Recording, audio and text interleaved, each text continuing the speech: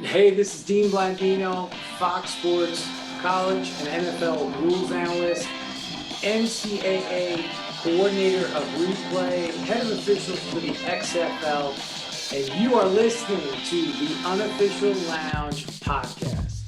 The Unofficial Lounge with Ashante, Craybon, and Monty. We're here to give you the insight into some of the biggest plays you remember, involving the people wearing the stripes. We look at the grit it takes to become an official while exploring the history of officiating with the people who made it.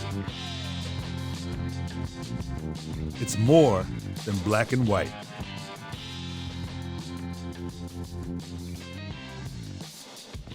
So, well, yeah, because I said the Zoom was open. Yeah, because he a special case, man. All right, everybody, welcome back to the Unofficial Lounge. We're joined today by another special guest. You know, we've been chasing him down for a couple of years, and he finally came on. You know, yeah, because you left for the Big 12, Judas. Hey, I guess now since I'm a part of the family, you know, we can go on and get it. But you know, this gentleman is one of the guys. If you see a Big 12 game and it's one of the big games, he's gonna be on it. The top bowl games, Big 12 championships, playoff implications. I mean, you name it. This man works the big games. Please welcome to the show, line of scrimmage official from the Big 12, Mr. Andy Warner. Thank you. Thank you. I think it's really, I've been waiting for the invite and it never really came until Craybon finally came to the Big 12. Yeah, he had to leave. You know, I'm noticing a lot. You know, some of you might notice that this year, it's a lot of different people from a certain conference on this call, you know, on this. Yeah, everyone's going to get real tired of Big 12 officials on this. Yeah. Hey, we all thought that, you know, when it came to, you know, a lot of Pac-12 here, because that's who you talk to. So most of my invites, I try to talk to people in person beforehand before they just get a random email asking them to come on. But, you know, we had to have you on the show, Andy. You know, there's so many guys, it seems like now, especially with the younger officials coming up, you know, the Southern California Phoenix connection, Arizona connection is getting, you know, growing to be even bigger and bigger than what it was. But it's always been a mix of so many of you guys in the Big 12 and in the Pac-12. Now majority is, you know, all Big 12 for you guys. So as we ask everybody, Andy, how did you get started in officiating? Well, actually, my first love was baseball, actually, when I was 15 years old. I know. Out here in Arizona, you don't really like putting the monkey suit on and going out there and standing out there for hours calling balls and strikes. But that was my first love.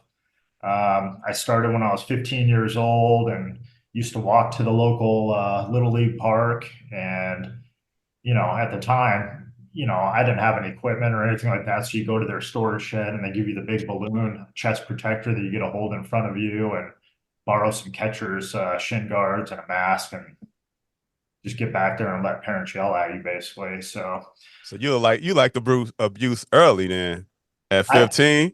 You know, I worked one game and I came home and I told my mom I'm never going back. And she's like, actually, you are, because you promised you were going to work so many games. So you're going back there tomorrow or whatever. So what was the pay like? What you was getting, what, $3 a game?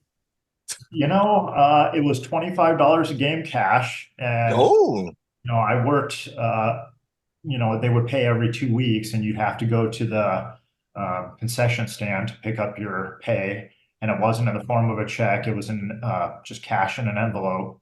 I'm like, oh man, those were the days. You know, hey, 15-year-old, that was a lot of video games at 15, right? I felt like I was rolling in it, you know. Oh, he was the man at lunch. No, I didn't tell anyone I had that cash. I was a man in my own mind, but ice cream on me. I'm taking you out. I'm taking you out tonight. Yeah. Everybody get an extra slice of pizza today. It's pizza day. No, he was the man at the mall food court. Oh, that's what it was. Right. No, that walk was a little too far. I don't think I spent much time. I think I spent most of my money at the concession stand. So I get my cash and I turn around and just buy a bunch of junk from the concession. Wow. So So how long into baseball did it take for you to actually like it? You know, I think after I did it for a season and kind of started to understand that, you know, parents are going to yell and I'll be fine after the game and stuff like that. I also had an uncle that umpired baseball that was kind of the one that got me into it, and he kind of helped coach me along and stuff so I wouldn't quit because, you know, just like in every other sport, you know, young people get involved and then they don't like how they're treated and then they get washed out. And that's why we've got, you know, we're so hard up for officials. So, hold up, you wasn't calling behind the plate, was you? you know, um, there was one coach that no one wanted to work because he was so verbally abusive to kids. Had a So, great personality. yeah. So any other young person that I worked with, they said, you're working the plate. And so I got a lot of work behind the plate in the first couple of years. So. That's impressive. So a lot of balls that were strikes, huh? You know, I'm sure about 60–70% of the pitches that I called, they were incorrect. So I don't really blame this coach for, you know, getting all over us because we probably deserved it. But yeah, I didn't even have plate shoes. I remember we used to wear these Chuck Barkleys behind the plate, and they were like, you know, I'm like, oh, I really don't want to wear these out on the field. They're going to get all dusty and everything like that. But it was, you know, it was. I didn't have any plate shoes back then, so that's right. You had to roll with your tennis shoes. Wow. Out there, some chucks. Yep. So you take that love. So you wasn't an athlete, basically what you're admitting to in high school in sports. You just called the game. So Yeah. how do When you you find transfer? out, yeah, when you find out you're really a terrible athlete, then you're able to get it in like officiating at a younger age. Because everyone, if they ask you, they're like, "How did you get involved in this when you were so young?" And it's like, just be a bad, you know, athlete, and it's easy. You know? So were you and your brother doing this at the same time? No, so I did it from, you know, I started when I was 15, and then by the time I was 18 or 19. So, Oh, you continue. Oh, yeah, my brother is, we're twins. So, and Mark, he was in the Pac-12 and he just moved over to the, you know, he defected like Craven and, Judas. yeah. I was kicked out. I wasn't, you know, I was Judas. kicked out. You know, Hey, man. they said the house is under permanent The construction and we boat don't had a know when flood. it's going to be reopened. The boat was having a flood, but you jumped off before the water even got in. You know what I'm saying? Like, You know, you see all them companies now, the rescue companies, you know, house fire, water, you know, flood, and they gonna come in and fix your house. You just don't know when you're gonna be able to move back in, and it may be okay. never. That's okay. I hear you. I'm just saying Right? to all, you know, that's how I feel to everyone who left Judas. You know what I'm saying? Even Monty, you know what I'm saying? Judas, but that's neither here nor there. That's another story. This is Andy's Right. time. So Yes. you was doing this. So you went to college. You was doing this up to college then. Yeah, so Mark, you know, I kind of got tired of just going out and umpiring games and partners not showing up and stuff. So I finally talked Mark into working with me when we were 18, 19 years old. But the caveat was that I had to work football if he was going to work baseball with me, which I didn't have any desire to do. But I agreed to do it, and we started umpiring together and working football, and then you know, really, I was still really passionate about baseball. I was just doing football because I wanted him to work with me in baseball. So I talked him into. We both went to professional umpiring school in Florida and tried to make a Whoa. career of that. Oof. He was even on a reserve. I got him into umpiring baseball, and we both go to pro school. And then he was on a reserve list to go into minor league baseball, and they didn't even like me. So I'm like, oh great. But I wasted 4 years before getting you into it, and now you know. So And you couldn't how convince him with all how the much did that umpire school cost you? Oh, we went in 2001, and with the meal package, it was like $3,000, and you're there for 5 weeks. Oh, that's not bad. No, Shoot, it's but That $3,000 includes for 3 days now.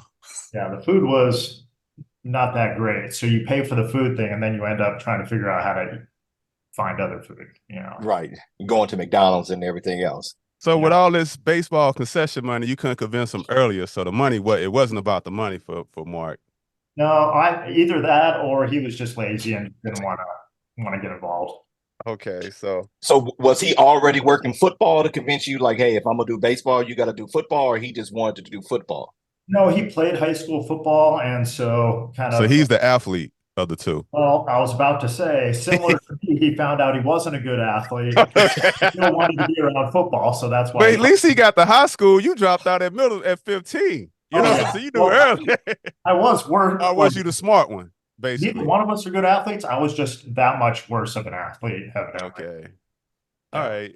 Understood. But then, yeah, and that we kind of tooled around in high school football, and then started liking it more and more. And then, we don't have a lot of collegiate, like low level football out here in Arizona. We have junior college football, basically. Right. And at the time when we were trying to get into junior college football, it was very difficult. Like they only had a handful of crews, and it was a lot of pretty experienced people. And so Bob Taylor, which Cravon, I know you Oh know, yes. he knows. Good old Bob. Oh yeah. So he took over the junior college league out here, and then he kind of like cleaned house and brought in some younger people, which basically gave us all a chance to, move up the ladder and stuff. Move up. Because at that time it was pretty much just junior college and then Northern Arizona, right? That's pretty much all that was. I mean, other than jumping to the Pac-12, Yeah. right, with the two Arizona schools. Yeah, and the Big Sky, with only us having one team, we maybe had a handful of Big Sky officials. Mm-hmm. Wow. Right. Yeah, it wasn't too many. That's right. It wasn't too many Phoenix guys or Arizona guys in the Big Sky at all. That's true. You go, you try your luck, you realize professional baseball is not in your future, but then you still doing the potential of football. Right. So so it seemed like you falling out of love with your first love. Yeah, I mean, some way of best of putting it. Or yeah, you so just we did you didn't want to pay another $3,000. It's how most people that end up getting into minor league baseball have to go, or back in the day, they would go to professional umpiring school a couple times usually. But we made a lot of friends while we were out there, and we saw them working in minor league baseball and how much, I mean, you're gone for like 9 months out of the year and on families and stuff like that. We just saw, some of my buddies went through some pretty hard times with, family situations and stuff like that. Right. It was a blessing in disguise, to be honest with you.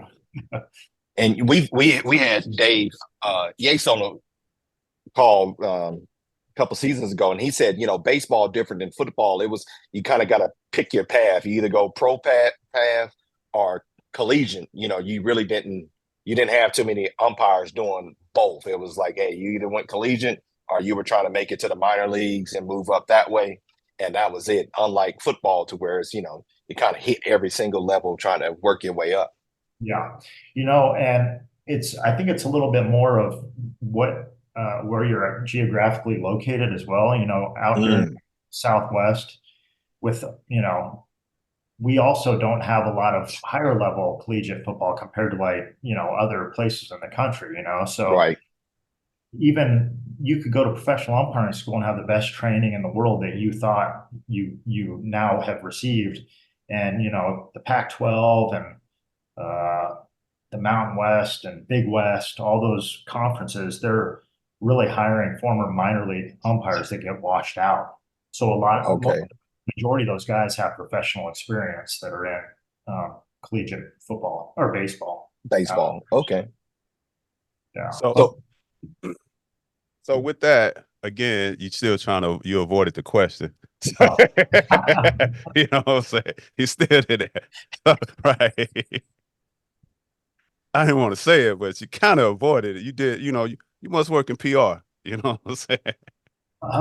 Okay. So to answer the question, I continued to work baseball as I was, getting a little more passionate about football, let's say. And I think it kind of helped with, I made it my best attempt at trying to move up in baseball and advance my career. And when they told me that I really didn't fit what they wanted, and then I was working football at the same time, it kind of helped me focus in a different area, I think, you know. So they give you honest feedback at this is feedback that you may not that's preferable, what that, you know what I'm saying, is what you're saying. You got a feedback that, okay, you can keep coming, but we ain't gonna hire you, especially what you got. I mean, they don't, you know, they'll accept anyone's money, you know. Okay. It's like football camps now, huh? As long as you pay, we'll right. Keep doing what you're doing. Keep doing what you're doing. We'll see you next year. Keep doing what you're doing. It was kind of one of those things. Okay. Right. Now, at this time, you're working with Bob. You're still doing baseball. What's the family and work life? Is it starting to be like, hey, you know, maybe I have to let baseball go, not just because of moving up, but I just can't commit this much time to officiating between work and family? I think like early in getting back from professional umpiring school, I was still umpiring a lot of baseball games, doing high school football, and just maybe getting into junior college football. I was also, Mark and I were working basketball together. So I remember, you know, when I went to the Reno clinic with you, Craig. So my first time at the Reno clinic, Trayvon and I shared a sideline. He was a deep official at the time. Bless your heart. Bless your heart. If you watch work referee and you're like, are you sure you're a referee? You should have seen him as a deep official. You would have been asking the question. Wow.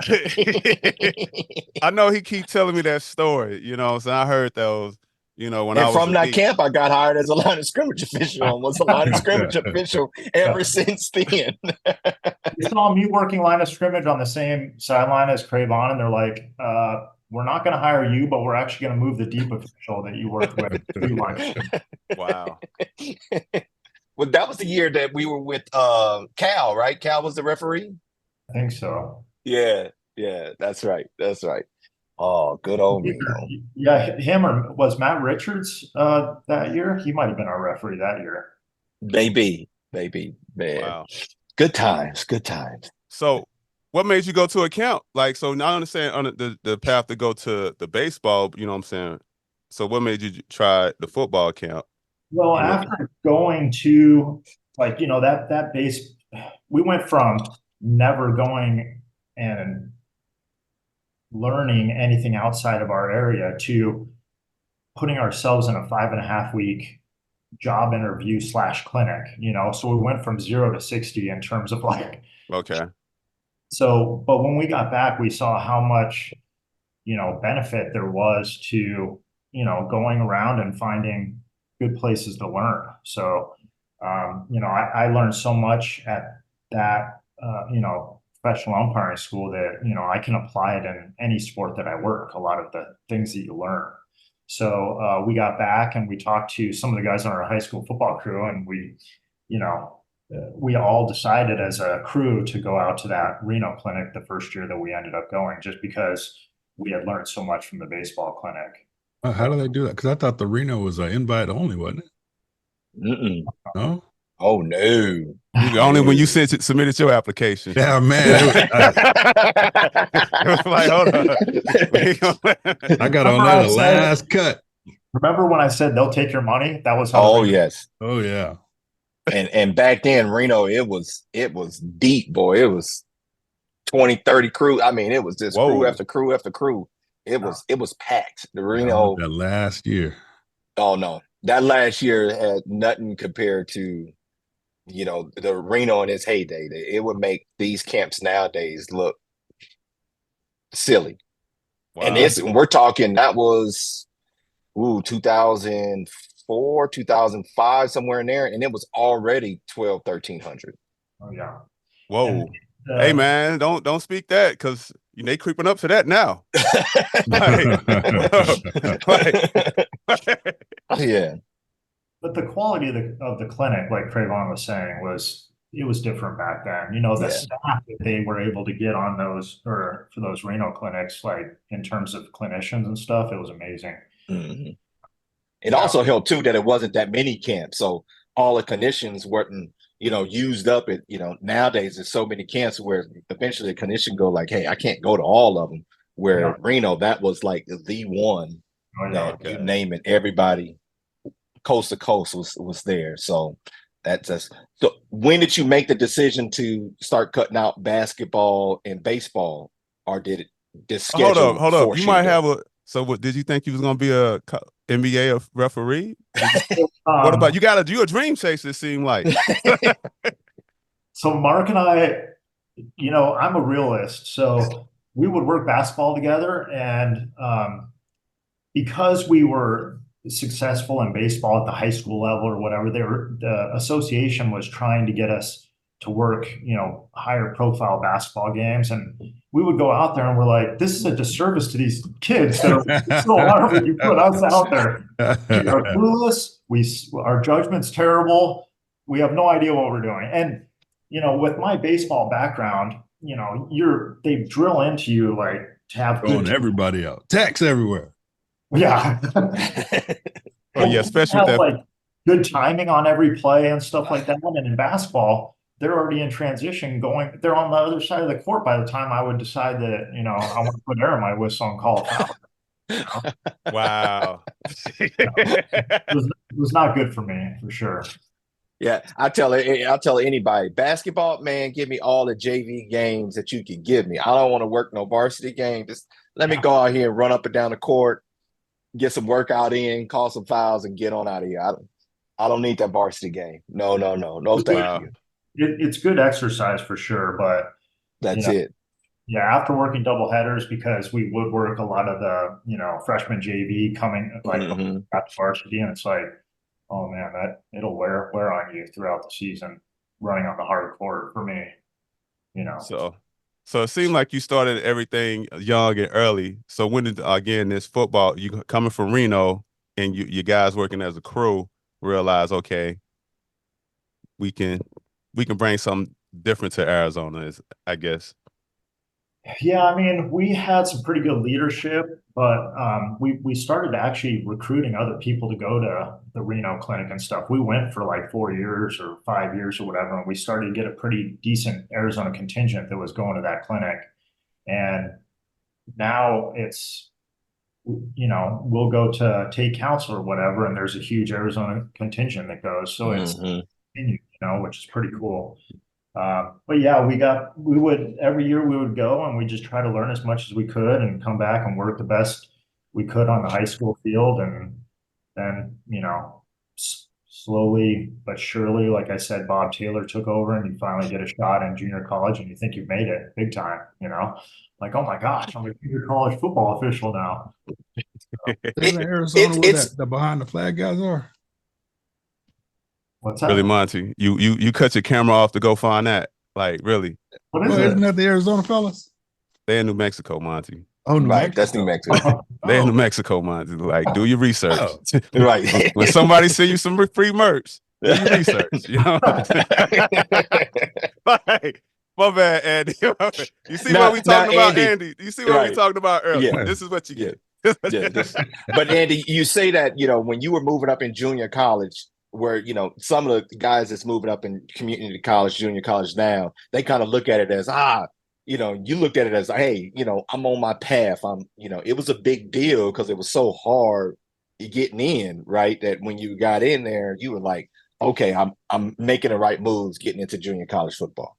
Yeah, and I think it was good, like being in Arizona and not having easy access to small college football, because after going to a couple of clinics and hearing someone say, hey, all you need to worry about is trying to be the best at the level you're working, Don't believe that lie now.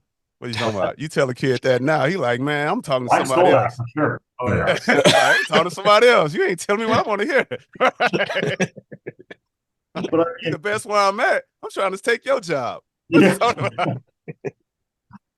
But you do see, like, because I don't know if it's because of how many clinics there are, Craven, like, we're saying that we go to these clinics and we see some of these people that are going and they're like instantly wanting to be hired, and they just started officiating yesterday or whatever. Yes. So that's Yes. meaning that I think it was good in my case just because it taught me to really just focus on trying to, be as good as I can at wherever I'm working.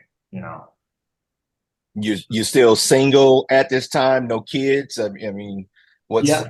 So right when we went to professional umpiring school in 2001, I had just met Summer, my wife.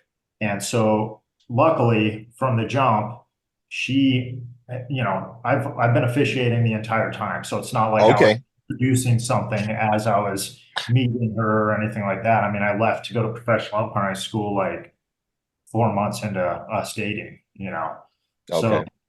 yeah, so during these junior college days and all that stuff, we were we were still dating, I think, and um, I think we got married right when I like maybe a year or two before I got into the Southland Conference. So Okay. Okay. I was So, working arena football. Ron Baines he would go to those Reno clinics and he would okay. Yeah. out. And at the time, NFL Europe went away, so they were utilizing uh, the Arena Football League just to Oh, kind of yes. place people. Hmm. And so he came up to me, and this was actually the last time I went to Reno. He came up to me and he's like, "Hey, I think I'm gonna assign you to an Arena Football League game." And I had heard of the Rattlers being from Arizona, but I didn't really know what Arena Football was and the What you magnitude. were getting into? Yeah. And I'm like, "Oh yeah, sure." And he's like, "Have you ever heard of?" He's like, "You'll be working with a guy named Sean Hockley," and Ron's accent is so strong, his Southern accent. Oh, yes. I Not didn't that even Oh, bad. yes. understand what he said. Yeah. That's not that bad. What are you talking about? He's they grew up like, I shouldn't say grew up. It wasn't the We in the same same time, but state. they was in the same area of It's of different. It's life. Southern dialects, but yeah, it could be worse. I'm telling what I'm telling you.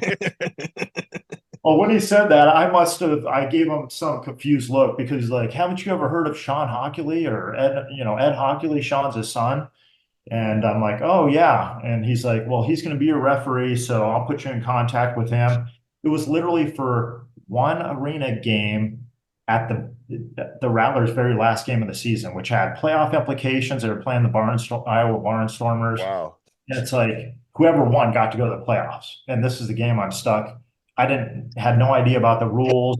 Uh, I'm cutting the clock when they reach the line to gain, and Sean comes up to me at one point. He's like, "Hey, you're doing a pretty good job, but it'd be better for the tempo of the game if you wouldn't cut the clock every time the team reaches the line to gain, because that's not a rule here." Wow. Good job getting the rules update, huh? Well, Did you learn the quick mechanic of having to jump up on the wall to get out the way? yeah, I didn't really learn it in that game, but later on, I found out the importance of knowing that mechanic and just even screaming as you're doing it.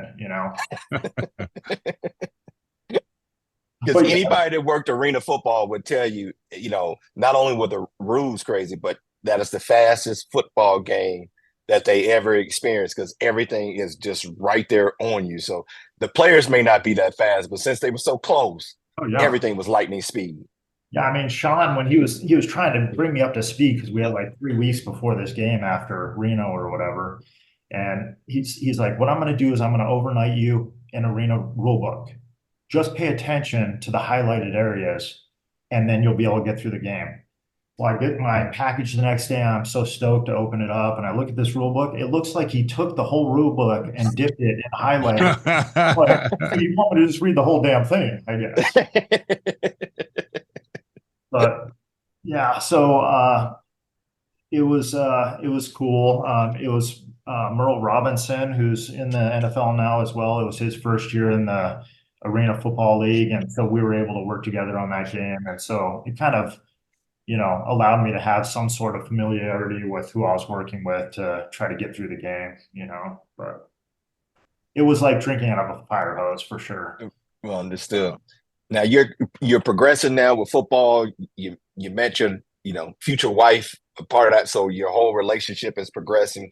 What was the next step? You went to Reno. You got into arena football.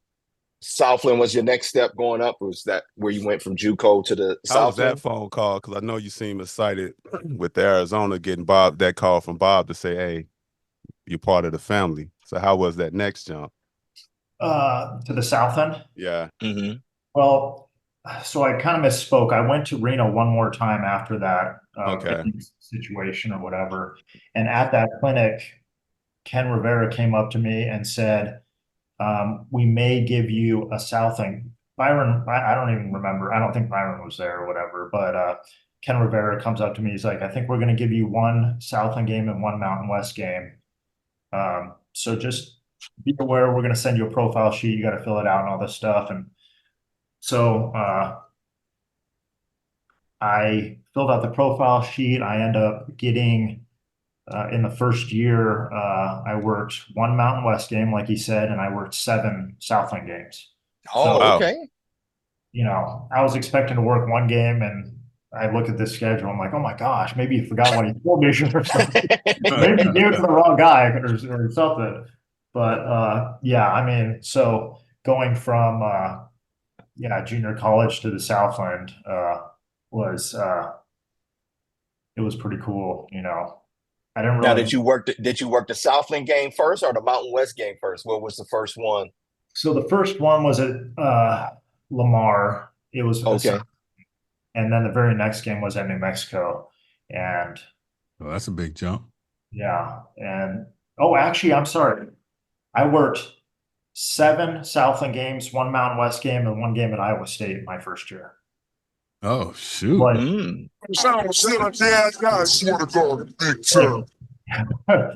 so like week 3, I went to Iowa State, and that's when I'm like, okay, I've gotten a taste. I could never, if I never work another major Division I game again, you know, this was the best night of my life. At Iowa State. Iowa State did it for you, huh?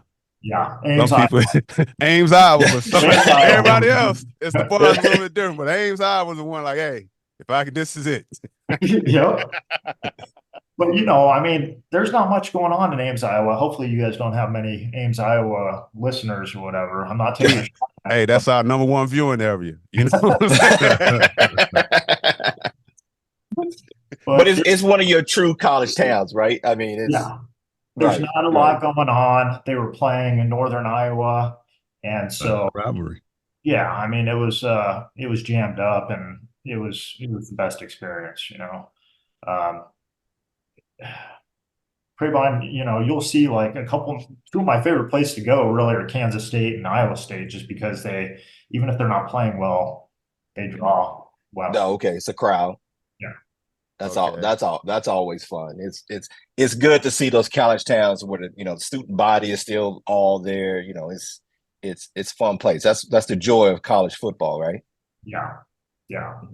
So I only lasted 1 year in the Southland, and then they put me on in the Mountain West on a guy's crew named Jim Farmer, who you know, Craybon. Oh. So hold on, wait. You were with Farmer, huh? I should have prepared you for this by giving you now did you have any? Did you know what you was walking into with Mr. Farmer? I had heard some stories, but I had also heard that he tamed down his antics, I think, with age. So we were together for 2 years, and you know. How many times did he sit there in his birthday boots with cowboy boots on? Oh, that's the birthday guy. Suit. Okay. Birthday suit and cowboy boots on in the locker room. Yeah, it's a weekly occurrence, basically. So you just got to try to find a place on the opposite side of the locker room and just do you and not worry about what's going on the other side of the locker room, you know? Goodness. But by him being a Southern California guy, it was, a lot of people knew. So my very first Division I game, I had a game with him at Southern Utah. So I kind of knew what I was walking into. I still didn't believe it because I, had never seen it. No. And boy, it's hello. happy birthday to me, but I'm gonna put my shoes back on because I need to walk around. Hey man, you don't want to get athletic feet, man. Your athlete's feet. You know what I'm saying? I remember he had just got these, I don't know, crocodile skin boots or whatever that he was really proud of. And so he proceeded to get into his pregame attire, which was just basically those boots. And he walked over across the locker room and was talking to, I was sitting next to Lo Van Fam and another guy who Another was NFL Right. official. and then another guy who was on our crew filling in. So this other guy had no experience of dealing with Jim. And Jim's like, hey, I just got these boots, and he's talking about the boots, and the guy's like, yeah, that's really cool, but can you put some clothes on if we're gonna talk about it? I think I would have been that guy. Like, hey man, I can't. My mouth open. I can't be around this. I'm sorry. I'm sorry. Mouth open. I don't even understand that. We're gonna leave that one alone. Exactly. Moving on. I can't be around this. Moving on. So you spend a season with two seasons with Farmer. So that created some, I'm sure, adventures throughout your career. That's some very memorable moments because he was one of one. Farmer was great at what he did, but he was one. He had when I had a game when he had a seating chart for at dinner. You had to sit in a certain order at dinner. Oh yeah, it was something else. He was. I'll take it. He was one of one. You didn't adapt any of his pre-games, Cravon? No, I have not adapted much of his pregame, but I will say though, one thing I did like about working with him, and everybody said he was a guy. If it was your first game, he was gonna make sure that you got your football. He mailed me a picture with everybody signed, and I didn't know it later on. So he was really good about, hey, if this was somebody's first game or bring you along, he brought you into the culture quickly, which was nice. He was great about that. Guy. So if you could get past that, I mean, yep. And really, it's like at the time, we would all room together in the Mountain West or whatever, Mm-hmm. And you would have one guy that would make all the reservations at the hotels, and he'd put the same people every week together. So Jim Farmer was my roommate every week. So I got to know Jim pretty in depth, and if you can get past all that stuff, then he's just another guy. Just another guy. So you survived that, and you're having this exceptional now. So it seemed like your football dream is going better than your baseball dream. So did you give up high school? When is you giving up these high school sports on the side? I gave up basketball, I don't know, probably 10 years ago or something like that. But I just worked my last baseball game a couple years ago because I was still doing a little bit of small college stuff here. But and Cravon will attest to this or whatever, the spring is not a good season to try and leave your office in our careers and work games. So I was, for a good 10 years, I was working maybe 5 games a year, and that was tough, Oh, right. They was calling you for them tournaments. You couldn't let them tournament money go, is what you're saying? It's not worth it. So. But you was able, even till currently you're doing spring football in a sense too, right? So you see, like Cravon, you got to juggle that and all this, but it is tough. I mean, it's cool. We only had first world problems, Monty. You hear him? I set him up for them first world problems. See how he fell for man, it's so tough to go make this money. Man, my wife's calling. I gotta go. Didn't even pay me the week after. Yeah, they are a week late. Oh, woe is me. So the difference is I can still work, and nowadays I can work remotely pretty effectively wherever I'm at. And if I'm leaving on a Friday for this spring stuff and coming back early Sunday morning, and work remotely, it's like I can do it. But the baseball thing, when you're leaving at 2 o'clock in the afternoon in the middle of the week and trying to work games, it's just not feasible. Okay. Right. So right. it is. Yeah, don't fit. I apologize for the hate that you get from those of us that this is all pure envy. Yeah, Pure envy. working the spring football. Spring football would call me.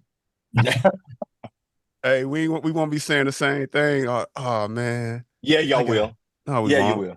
Yeah, you will. Everybody tell that lie until they start doing it.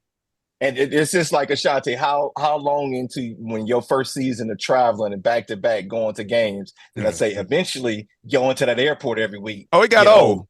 Right? But you know what? Exactly. You know what helped me out on that that Thursday with that money drop. It's like, you know what? Oh yeah, life is good. You know what I'm saying? Oh yeah. But if I was sitting on row 32 on them flights, you're right. It might be bad. You know what I'm saying? But when you don't go past row 9, okay, life ain't that bad. So Cravon, did you work during the spring on the road a little bit? I mean, were you able to work remotely? Is that how you I get tried to, my partner that I work with, I'm the technology person. So over the last, yeah, Oh, wow. exactly. over the last 4 years, I've been really pushing for us to get more digital to where I don't have to take 18,000 pieces of paper with me. So this past season was the best as far as, being able to just have stuff remotely online to where I can continue working in what we needed to do. So it's improving, but my partner, love her to death, but yeah, we got papers and papers and papers and papers. We still have people that fax stuff. I mean, like, people still use fax machines. Like, those still exist. Hey man, I'm giving you all 85 pages of my receipts. Right. You know what I'm saying? That ain't my one at a time. One at a time. Right. Hey, one of my steadies, she come in, she waits till July every year, and she has 8 rental properties, and each rental property has their own little envelope with each little yeah. That's the world I live in. Yeah. So you take this great experience and you're enjoying your Mountain West. Like I said, I guess you grew up in a time, I can say you and Cravon, that old generation of be grateful for where you at. So where you was in the Mountain West, what were some of the big games you were looking forward to before you? I mean, I think it's more about, like, location wise. The Mountain West is a great conference to work in. You know. Yeah, there was some fun cities back then. Yeah, I mean, I wanted to go to Boise pretty bad. In November? I didn't care. Oh man, you crazy. I don't know. He lives in Phoenix. He needed time to cool off. Right? Okay. He needed time to cool off. Yeah.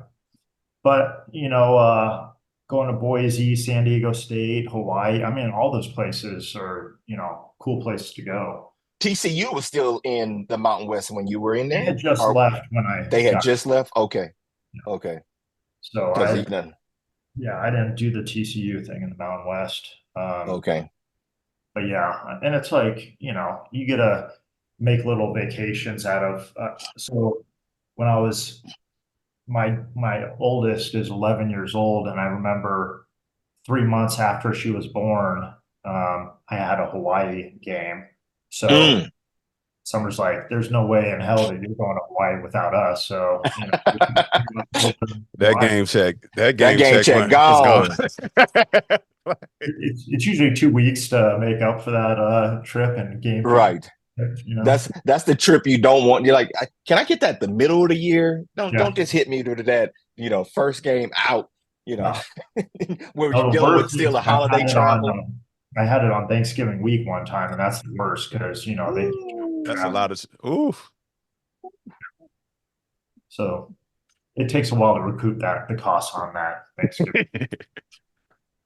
Now, you getting hired into the Mountain West was kind of, you didn't have that phone call. You got pulled to the side. And then boom, all of a sudden here's these games. How was the hiring into the Big 12? Did you get a call? Was it went to a camp and just got pulled to the side? How was that moving into the Big 12?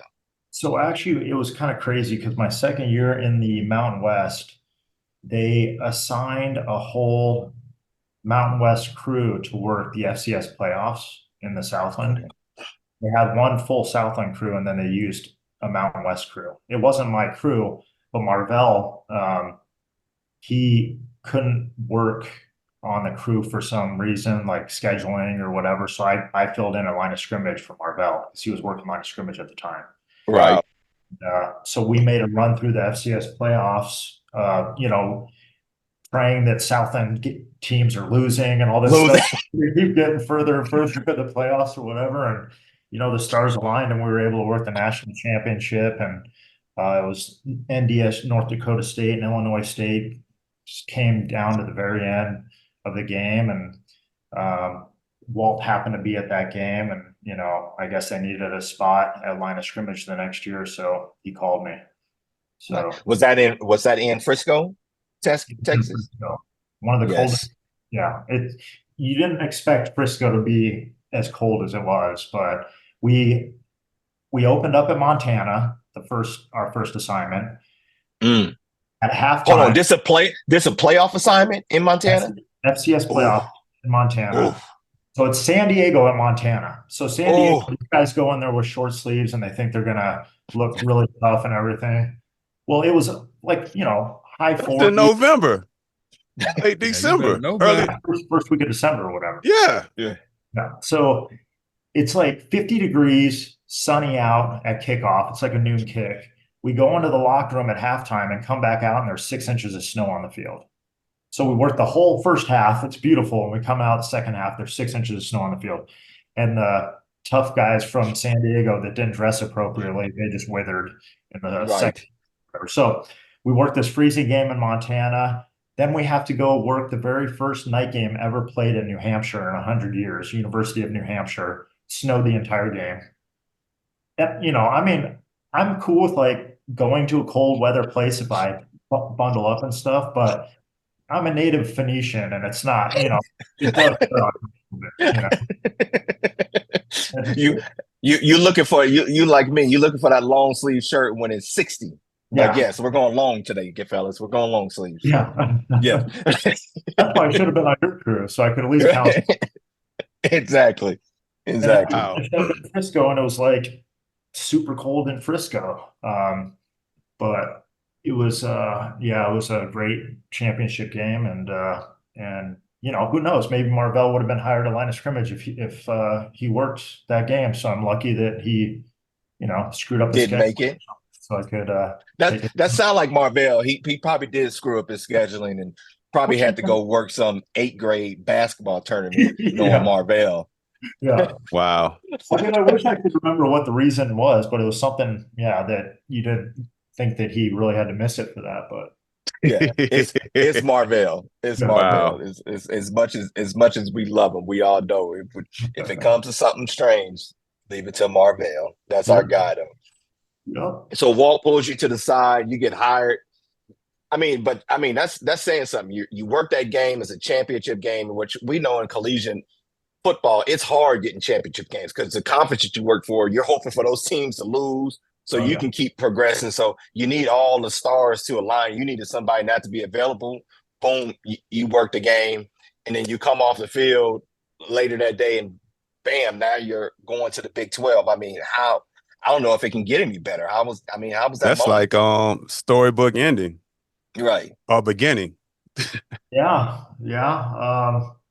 I certainly didn't expect it. Being on a Mountain West crew, I didn't expect that opportunity either. Of course, the Southland guys were pissed that we were working it, which I don't blame them.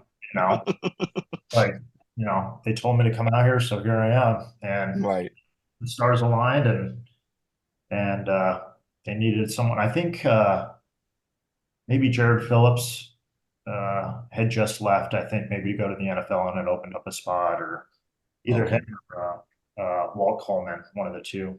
Okay. So who did you call first after you talked to Walt?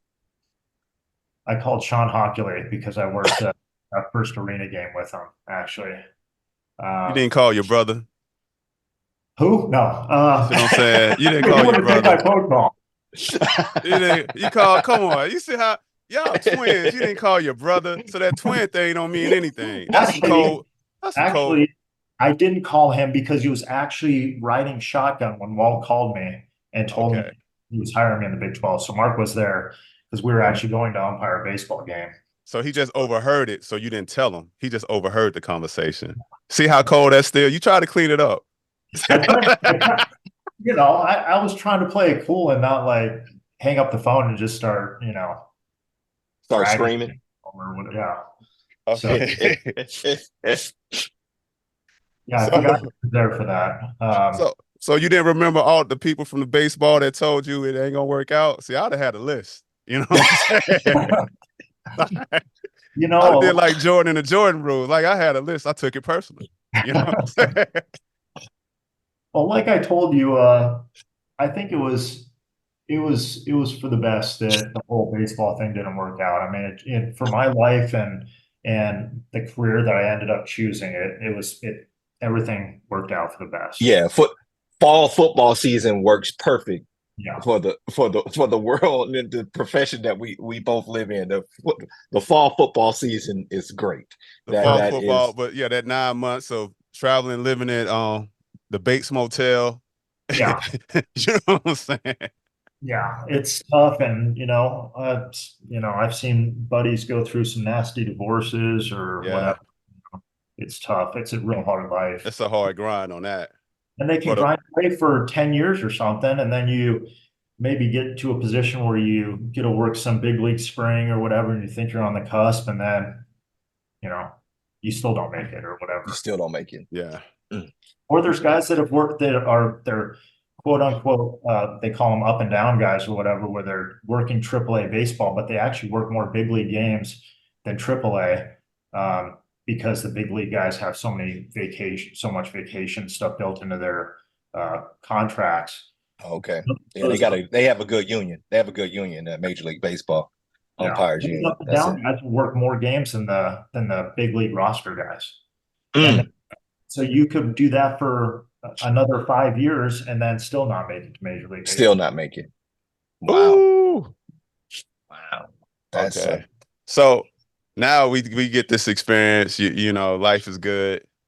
And now we cherishing this Big 12 moment, right? Yeah. Because this wasn't part of the dream. You just, worked out. Your mom made you go work baseball. So this is like for you. Yeah. Your brother go force you to work football because you wanted to continue to work baseball. He needed a partner. Now, you know what I'm saying? He needed right. Yeah. I'll give Mark credit behind his back for getting me into football, but there's no way I would ever thank him for. This recorded, right? So I can always give him this copy of this, right? Just that snippet right there. Right? His internet connectivity at home is a little questionable, so I'm hoping he won't be able to get this. He won't be able. You get into the Big 12, and your career is progressing. You're working spring ball. And all these different things. We know every game is a big game, but me being a Southern California guy, and I know you worked this game, how was it working the Rose Bowl? Well, you saying that right now gives me like a little bit of a chill up my spine or whatever. The granddaddy of them all. Yeah. And, I never thought I would ever be fortunate enough to work the Rose Bowl. I remember watching on TV and thinking it was the coolest thing, and me growing up in Arizona, like you guys, like you never think you can get to major Division I football, but if you did, the Pac-12 or the Pac-10 at the time, I mean, that's like a dream, Right. And, so the fact that, I got to this level, but it wasn't in what I kind of just dreamed of was amazing that I was in the Big 12 and still able to get a chance to work, at the Rose Bowl, let alone the Rose Bowl. So I was fortunate enough to work it 2 years ago. It was a regular bowl game. Mm-hmm. Right. Well, to see, no, I mean, yeah, it wasn't a playoff game. Yeah, it wasn't a semi. Yeah. So to see the difference from 2 years ago to this last year in terms of like the chaos all surrounding the game. I mean, they've got the best bowl committee in the country, but still, it's, I don't know what they call it. It's like a level 1 security event or something like that, where it's Mm-hmm. treated like, the highest level of security. So they have every agency there, and there's snipers on top of the Rose Bowl. And crazy. Watch your ears. What's that? So watch your ears. Oh yeah. Oh, too soon. This Too man, soon. hold up, Too man. soon. Mute him. Too soon. Mute him. Like, Right. Come on. hold up. Anyway, so Andy, hey, I'm disappointed. You asked what that. I was going to ignore him. I'm sorry. I didn't. You see what we do? We like told under you. his breath, so I didn't really hear it. And I wanted. Oh, that's how I set you up. That's why we Now- ignore. See, Andy, we've told you before. I know you guys warned me prior. Did you bring your family to that first Rose Bowl? Yeah, so the first one, I took my folks and my wife and my daughters, and then I found out that my in-laws really would have liked to have an invite. So since I got the second time, I'm like, okay, now my in-laws have to go. And Mark and Mark wasn't working that weekend, so I got tickets for Mark and his wife and his daughter. So you talk about losing money on a game. I'll let you guys know when I finally pay off all the bills related to that game. So Wow. Right. You know, it looks the same on TV, you know. Yeah. You come to the parades and all the fanfare, but Well, but the family, they got to go to the parade and everything Oh, else. yeah. It's Yeah, next level treatment, like with a police escort for them. They think they're royalty. But it's like a lot of events leading up to it. So they really take good care of you. And so just all the pageantry related with the Rose Bowl. Mhm. So you didn't get that at Iowa State, huh? Basically, the pageantry is not the same. No. I No, thought that ain't- I thought I made it to the pinnacle of college football when I worked that first game in Ames, but I was enlightened when I worked at the Rose Bowl this last year. Okay. Right. You talk about, growing up in Phoenix and that stuff. I know for me, it was my first opportunity to work a game at the Coliseum. It's like a place I grew up in. I, experienced games there as a fan. But then when I walked on the field, it was like, wow, I'm working a game in the Coliseum. Was there a school or somewhere that you went to that, you just had that moment like, oh, shucks, I grew up being here, seeing this, that now I'm here working this game? Yeah, I mean, I never got to work. I went to Arizona State.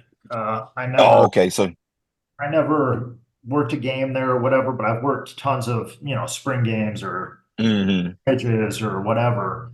And just walking on that field, I got that feeling, but I'm sure the level of excitement, I think, had to have been a lot more considering you were walking onto the Coliseum or into the Coliseum instead of me going to ASU. It's a little bit.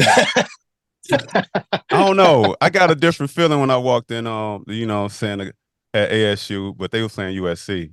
Most of them was the majority, 90% of the fans was USC fans, though. It was a little different. Yeah.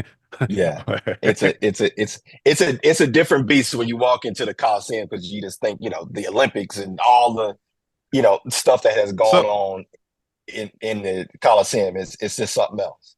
It'll be the same for you, Cravon, when you was at UCLA when you had a Rose Bowl game in a regular, so maybe your Rose Bowl experience would be different. I'm gonna. I would tell. Go ahead. I got a story. I would tell you this though: the Rose Bowl, there is no better field that you will ever walk on. And if you wanted everybody to say, "Hey, this is the grass. This is how it's supposed to be done," the Rose Bowl, it's no better place to work, watch, participate with it. But the Rose Bowl, I was able to go to the Rose Bowl as a kid, the little junior football stuff. They used to have games there. So it didn't have the same mystique as me walking on the Coliseum floor, because I never had been on it. Yeah, the field is next level. It rained 2 years ago, the whole week leading up to it. So they were talking about how much they struggled in trying to have the field as good as it always has been 2 years ago. So this last year was just, it was breathtaking how beautiful it was. But you guys all know Darren Deckard. we were on the same crew for a long time, and when we separated on crews, we had Hawaii at UCLA during the regular season, and we needed a foul recorder. I knew he lived, he was off that week, and so I called him. I'm like, hey, come down to UCLA and or to the Rose Bowl and be our foul recorder. And so he's like, okay. So we were able to smuggle him in, and he was a foul recorder. Well, we were just at Take Council or whatever, and he was giving me all this crap for not getting him tickets to the Rose. Or he's like, dude, you could have got me in the Rose Bowl. I'm like, I have gotten you into the Rose Bowl. You were my foul recorder. Hawaii. He's like, no, I'm not talking about that. I'm talking about real Rose Bowl experience. Oh yes. One thing we like to do, Andy, if there is something that you've been progressing up and you're still young of age, but if there's something you would tell a younger official or a younger Andy that you would have done differently, is there anything throughout your career that you feel that you would have done differently? Oh man. I would, Other than not spend all your money at the concession stand during your baseball game. Hey, you got to ball up, man. That nacho cheese, he was double dipping. Extra. Dude, I mean, yeah, it's hard to tell someone, at 15 years old not to go blow their whole, paycheck on the concessions. You're not going to hear me say that, but I don't know if anything different, but kind of going back to what we talked about with what I feel like actually made me successful is, and I didn't really realize it at the time, but really working multiple sports, I think it's helped me because I can apply certain things that I learned in, basketball to, dealing with coaches in football or whatever, so I think that's pretty powerful to be able to work multiple sports and learn and be able to, see how different sports apply to others. But also, and Ashanti is going to make fun of me for saying this, but realizing at a young age from that clinic, when they said, be the best that you can at the current level that you're working, I think there's nothing more important than trying to keep that in your mindset. But nobody want to hear that. Let's be honest. I'm gonna be honest. I'm gonna be a true, like you said, a realist.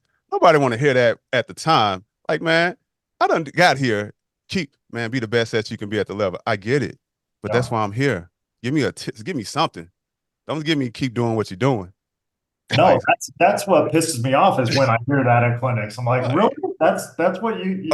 Then the reality is, it's only 5 guys that's available at a spot. We already got 20 people. Just be real, like, hey man, we can only have so many people, but just be the best. Because like you said, if you the best, they gonna find you.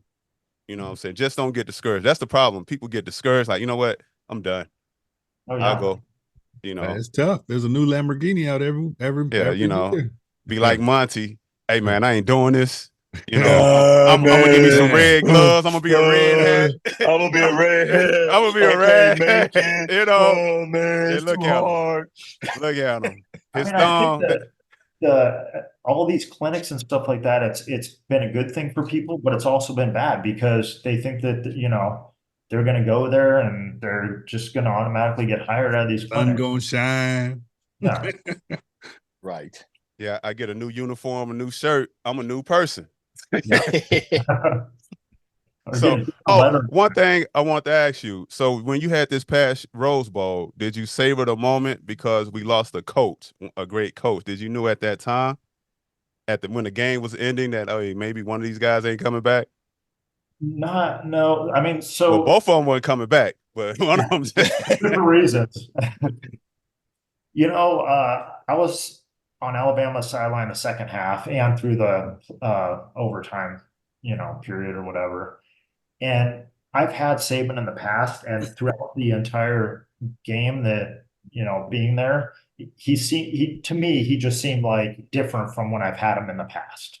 For whatever that, means, I don't know, but it just seemed different, and even like the way the players were acting in terms of like, they seemed less disciplined, even just the way they were talking to each other and like yelling at each other and stuff like that, which I hadn't seen when I worked them in the past, you know. But yeah, I didn't know that at the time, but there's a picture that was on, I think it was like on MSNBC the next morning on their internet page story of it, and it's got Saban yelling at me about his snapper having bad snaps multiple times, and this picture is like one of my favorite pictures. I'm like, this guy is like, you know, the GOAT, and it's like a perfect picture of him and I, you know. I know David Ross probably has that picture somewhere, right? You'll probably find it somewhere. It doesn't work, so I mean, I'm sure he's got plenty of time to figure that out, you know. Right. Well, Andy, we really appreciate you coming on the show, man. After you know this time, I didn't know that you know was officiating everything. You was just trying to get just getting all that you can. 15 years old, getting chewed out, you know, by the 30-year-old coach that thought he should have been in a major league pitcher, telling you couldn't, you know, call balls and strikes. The coach was probably right. He was know what a ball and strike right. was. Not probably. He was definitely right. But now you being one of, if not the best line of scrimmage officials in collegiate football now, man, we really appreciate you coming on the show. And, you know, I hope I get welcome to the family gracefully out this first year in the 12 with you. Yeah, I'm looking forward. I was really stoked when I heard that you were coming over and stuff, and it'll be great. You'll blend right in. So it's going to be a great season for you. And you know, I've heard a lot of people that have been on this show and they've spoken so highly of you know, being on the show and stuff. So when I got that email, I told you, I was like, oh my God, I've finally reached a pinnacle of my career. And Monty couldn't even show up on time for the oh man, no. Man, I got kids starting football today. Oh, here we go. Baseball, man. They said this was going to be your answer when I flipped you some. Told you. Kid, man, Man, I got kids, man. Them sons of guns need to eat and sleep. Shoot. Right on. Well, everybody, Andy, thanks again for coming on the show. Thank we you. really appreciate it. You know, you sharing your story with everybody, and I'm sure we're gonna have you back on again. We may have to do a twin episode. You know, it may be some fun stories in there. Yeah, we'll have to be at different locations so we don't get in a fight. But yeah, he probably say if it wasn't for him, you know what I'm saying, you would be way back. You know? Go ahead and set it up. I can't wait. I can't wait to set that one up. I can't wait. Like exactly how you guys said Monty would answer when I would, you know, say he was late. Mark's going to say the same thing in our. Well, maybe we could always do it over a glass of wine. Oh Lord, here we go. Where can they get the wine at, Monty? Oh man, you know, so Andy, did you know I have a wine bar out here in California?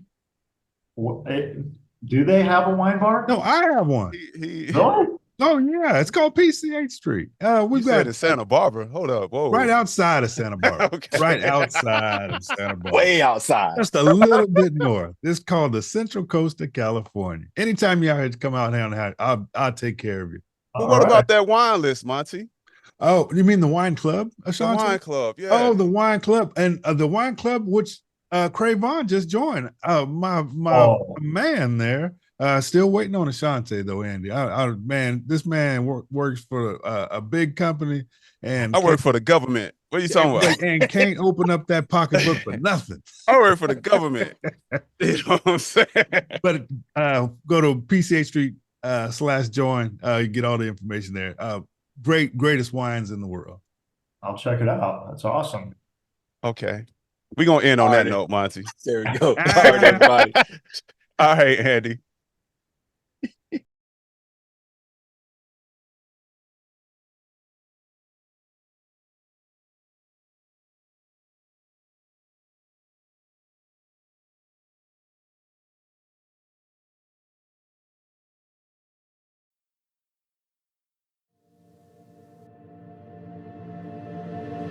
Thanks for tuning in to the Unofficial Lounge podcast. Don't miss your chance to join PCH Street's MVP Wine Club. Get 3 amazing bottles sent to you every quarter and discover wines that make us throw a flag and stop the game. Visit pchstreet.com/join to become an MVP Wine Club member today. Enjoy the best of the Central Coast of California. Thank you for listening to this episode. Remember to please like and subscribe, as the Unofficial Lounge is available on all your podcast streaming outlets, including Apple, Google, Spotify, and Anchor. We look forward to you joining us next time in the Unofficial Lounge.